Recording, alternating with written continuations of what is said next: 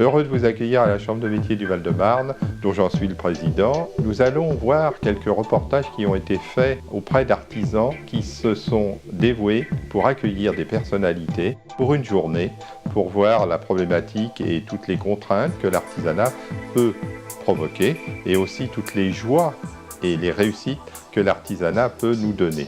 Voilà, je crois que maintenant nous allons pouvoir découvrir Artisans d'un jour et découvrir ces beaux métiers de l'artisanat.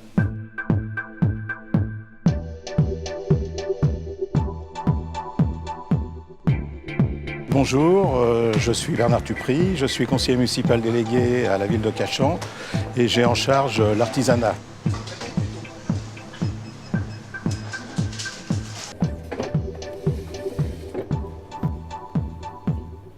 Bonjour, je suis Patrick Coudray, je suis artisan boucher depuis 20 ans à Cachan. Nous sommes une équipe, donc il y a moi, ma femme, plus 3 employés.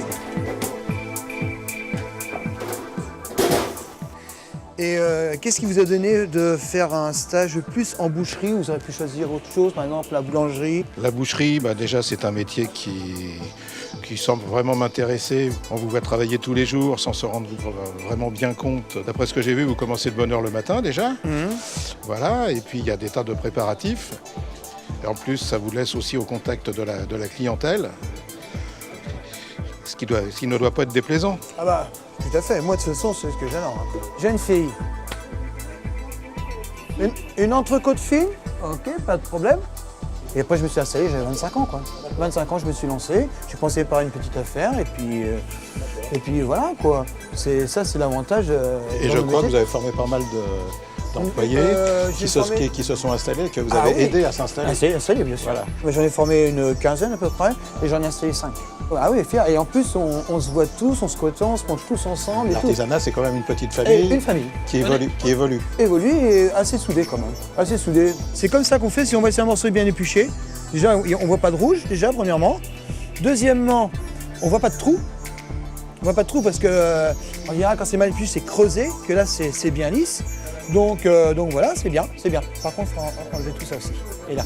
Ça a toujours été dit et toujours été réputé que la boucherie, bon, il n'y a pas que la boucherie, bien entendu, la boulangerie, d'autres métiers, est reconnue quand même pour des métiers assez durs, des métiers assez prenants, des métiers où il faut se lever le matin et qu'on finit que tard le soir, quoi.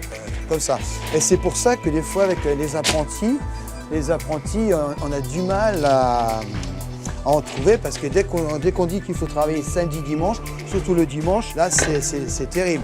Et le pire, c'est même pas forcément les apprentis, des fois c'est les parents des apprentis qui trouvent ça trop dur pour leurs enfants.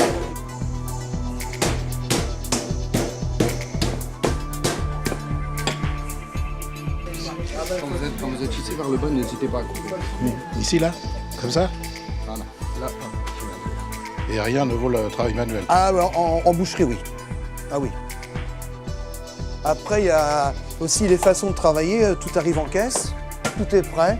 Alors là, moi, je suis contre ça parce que ce n'est plus de l'artisanat, c'est plus la même qualité de viande. Ça n'a pas d'aspect, ça n'a pas de goût, ça n'a pas de couleur. J'ai 2-3 fournisseurs que je mets en compétition. Et ils me connaissent, hein, quand ça ne va pas, ça fait demi-tour.